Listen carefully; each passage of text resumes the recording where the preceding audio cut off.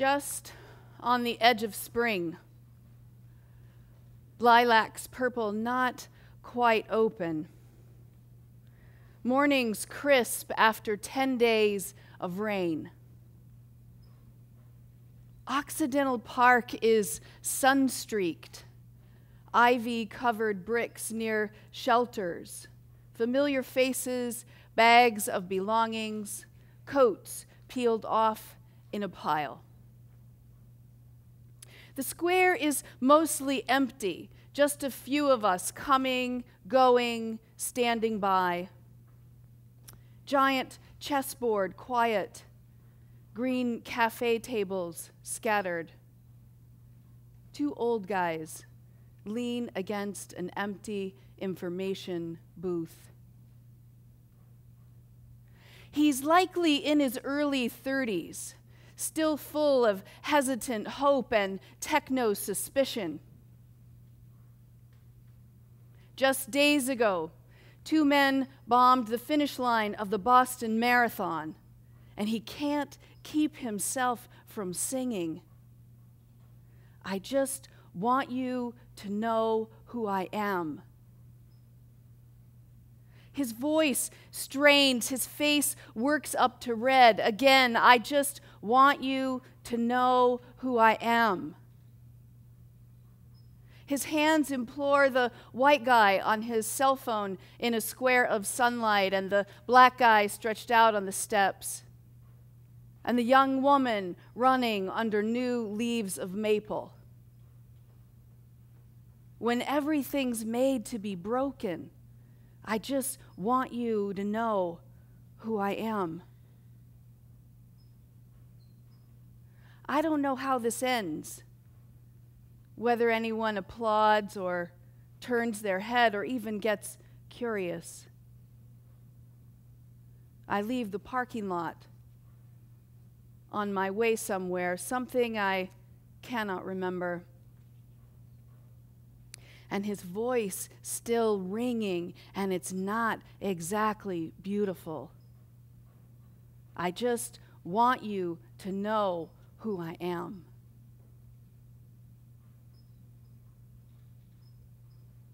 What I want today is for you to leave here a little more dangerous than when you arrived. And I want to suggest that this is exactly the reason why you need poetry in your life now as a business person. You know, I'm not an expert on climate change. I don't know very much about ISIS. I can't explain the mysteries of the Ferguson shootings or the recent hostage situation in Paris. But what I do know is that all of these complex issues and problems and topics need to be solved by people who are completely and utterly aware of their humanity. When I was younger, I used to believe I had this theory that people should have some particular mandatory services, not like military service, but other services. The first one was I thought everyone should teach high school for a year. I thought everybody should wait tables in a busy urban restaurant. I thought they should sleep for 10 nights on the ground in the wilderness. And I thought they should write poems. Now, I was a 21-year-old high school teacher in a suburb of South Florida where the joke was you didn't compare the teacher's parking lot to the student's parking lot. And this was before The Sopranos, and then TV caught up. And I loved waiting tables because it was fun and it was always moving, and I had to juggle all of these tasks, and I had to learn to stand on my feet all day, and I had to serve the best and the worst of customers. And one time after I had person after person of drunk attendance at the Final Four basketball tournament, serving king beers and king cocktails, I chased a table of 10 outside because they stiffed me on their tip. And there's nothing quite like strapping 35, 40, 50 pounds to your back and trekking into the wilderness. It takes about 3 days for your internal psychic Rolodex to go away. You forget what day it is. You have no idea about the politics of late-night television. and your senses become acute, and you notice the pink, sand-washed cliffs and the glow of the northern lights. But now I think, actually, you don't have to do any of those things. You can just write poems. Because if you can write poems, you'd know how to do all the rest. You could strengthen and rekindle and invigorate your humanity. You'd show up in your own voice, no matter how strong or how shaky, and you'd speak out and you'd ask for what you'd want, or you'd speak for those who can't. You'd be better parents, better leaders, better lovers, because poetry makes everything accessible and anything possible. I think you should read it, I think you should write it, I think you should talk about it, and I think you should listen to it. And I want to talk a little bit about why I think that's important as a business person. Because a lot of people, frankly, there aren't very many poets who go in and work with businesses. And I work with large corporations and small businesses and multinational global corporations. I work as a trusted advisor. I speak and do events. And a lot of times people say, poetry? Like, what's that have to do with my bottom line? Shrinking markets, performance, management. What does it have to do with any of those things? And the interesting and important thing to remember is that the bottom line is at the bottom. And all the things that happen before that, all the things that help you determine your success, all the things that differentiate you are about your humanity. You need poetry, not PowerPoint. So I want to tell you a little bit about this. First of all, reading poetry. Reading poetry is not easy, and you might have some bad memories of it. I loved the skit that they did earlier because I love it when people make fun of me. I love it. I think it's great because we do have all of those memories, and I just want to give you my disclaimer right now. I'm sorry. I'm sorry that you had English teachers that made poetry awful for you. I'm sorry they turned the mystery and magic of it into something that felt like it wasn't for you, or it was too hard, or it was a secret door through which you couldn't go. They meant well. But I think we should move on from that. Here's the thing that I think is so interesting. You know, what would compel you to take time to read poetry? I mean, frankly, as I prepared to write this, I was thinking about, well, what's a poem that I had to read earlier in my life that was long and rambling and confusing and so on. And so I remembered Wordsworth's Lines Above Tintern Abbey, except for that the real title is Lines Composed a Few Miles Above Tintern Abbey on Revisiting the Banks of the Wye During a Tour July 13, 1798. Who has time for that? I mean, it takes you longer to read the title than it does to press buy with one click on Amazon. But here's the thing. When I went to look inside of Lines Composed Above Tintern Abbey, Wordsworth was writing about a place he visited 5 years prior. And now he had forgotten about it. But he went back to this place, this locale that meant something to him. And all of a sudden, I was then transported, thinking about a place that I hadn't been in a long time and what it meant to me. But most of all, reading poetry is important because it speaks to an exhausted world. Because everywhere you turn, you are encouraged to move faster, quicker, to become disengaged, to become fragmented, and that kind of behavior will not solve the problems that we need to solve in our businesses and in our world. It's counterintuitive to think about slowing down and reading a poem. So I'll just give you a couple of ideas. All right, if you really want to go for it and you really want to dive in, go and actually buy a book of poems, an anthology. I love Garrison Keillor's Good Poems. It's great. It has all these different poems from all different eras and kinds of people. I have random poetry days. I just open it up to any old poem. I read it out loud. I might write about it, or I might not. I might just read it, and that's it. If you can't possibly buy a book, go to poetryfoundation.org, and they have this really cool spinning app. And you can just pick 2 topics. You can pick work and humor, or love and nature, or grief and sports. You can pick any of those things, you click on the button, and it spins, and all of a sudden there are 4 or 5, 7 poems that are about those themes or topics. So you could even read about something that you care about. See, here's the thing. What if you read a poem before you left the door in the morning, and you couldn't get this line out of your head, this line that resonated with you all day long, which was this: you must learn one thing. The world was made to be free in. And all day that phrase, that line was running through your head, and you kept searching and looking for places and spaces where you could feel free. And so you went for a walk at lunch. And you came back and you were engaged and focused, and you actually noticed the person sitting across from you at the negotiation table. Or you actually could listen in a different way to your client, so that when that person said to you that they need something, you were paying attention and you said, "Oh, yes, I can do that."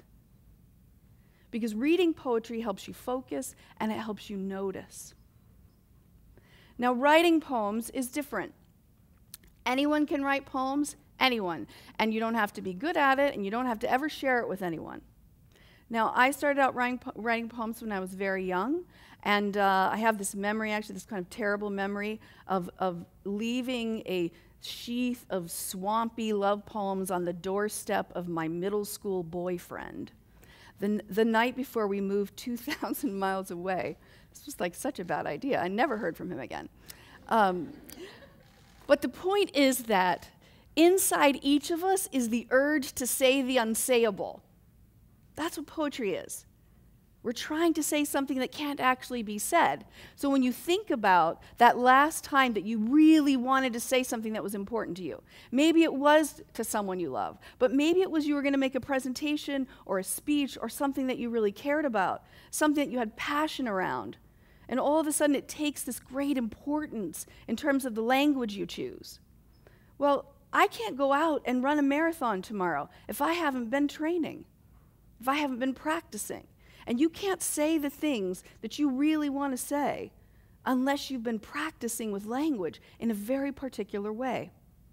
So writing poems can help you express yourself in a totally different way.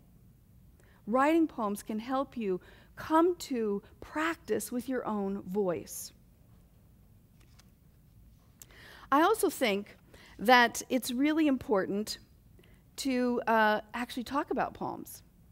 Now, this is sort of interesting because if you can imagine, there are a few people who meet me and they think, yeah, we want you to come work with our team, but like, are you going to make us do stuff with poetry? So there was a really great book that came out a few years ago called What Poetry Brings to Business by Oxford professor Claire Morgan.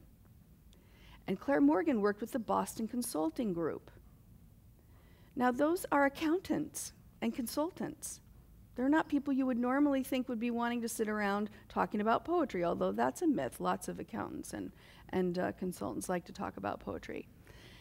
But let's just say we put all these people together who have to solve really important big problems, and we give them a poem like two that are the most anthologized. Let's say Robert Frost's poem, To Paths Diverged in a Wood, which I actually read here a couple of months ago. Or another one by Northwestern poet William Stafford called Traveling Through the Dark. In both of these poems, the speaker of the poem has to make a really important ethical decision. Do I go this way or this way? The person in Traveling Through the Dark has found a dead deer on the side of the road, and when he approaches it, he realizes the fawn is still alive. Now, this might not be the kind of decision that you have to make in your everyday, ordinary business life, but sometimes it is. And if we actually took time with the people that we work with to talk about something like that, to read the poem and to discuss it and talk about it, this interesting, magical thing happens. We get better at making decisions. We get better at listening to others. We get better at expressing how challenging it is to make those ethical decisions, like laying people off or choosing to invest in something and taking a risk. Because talking about poetry helps us deal with ambiguity. I do a lot of mentoring of entrepreneurs. And I will tell you, most entrepreneurs fail not because they don't have a great idea, not because they're not talented, not because they don't even have enough money. Most of them fail because they can't deal with ambiguity. They don't know where their next paycheck is coming from, and it's too scary. But even if you're not an entrepreneur and you own a business or you're in a business, you will never escape the unknown parts of business. So actually sitting down and talking about something where it isn't all spelled out and we don't have all the answers, that's a practice and that's a discipline. I also think you should listen to poetry. I think you should listen to it because it's pleasurable, because we like it.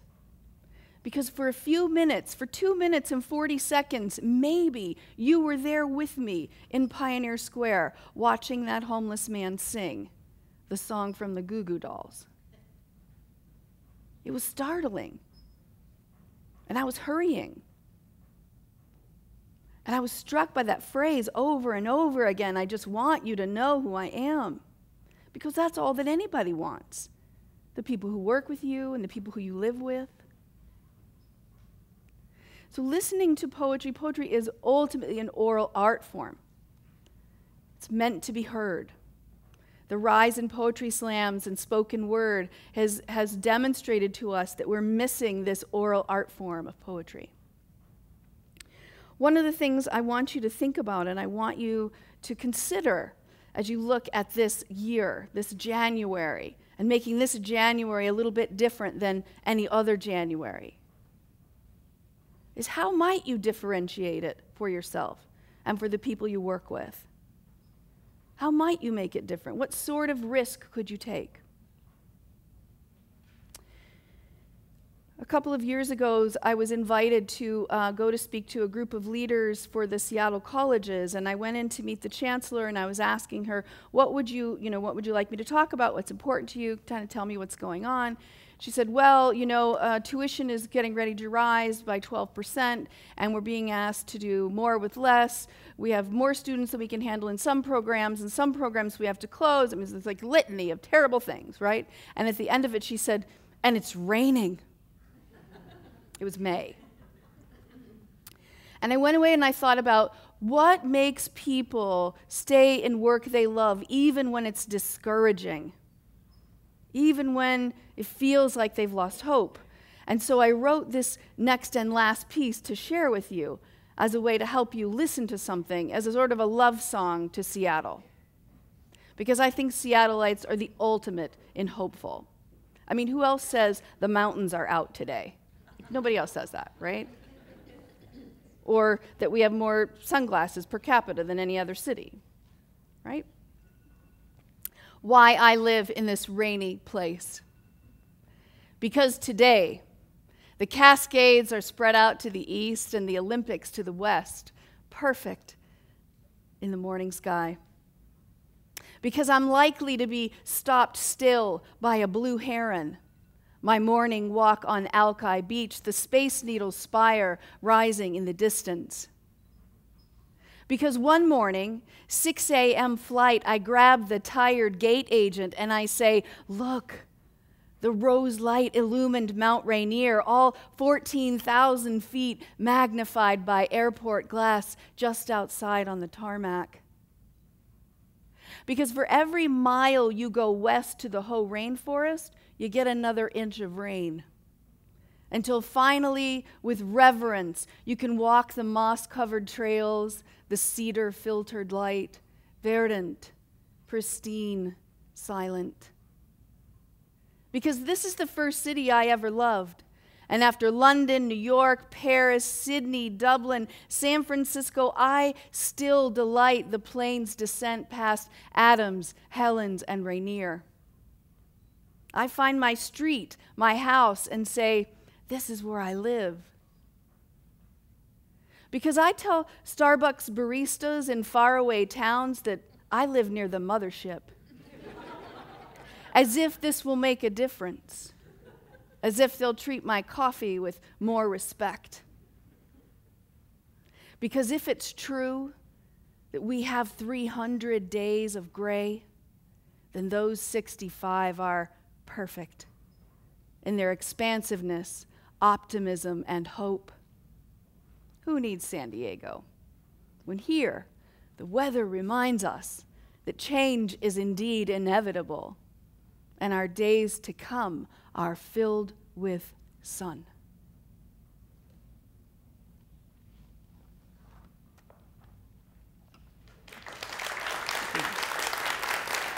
Thank you.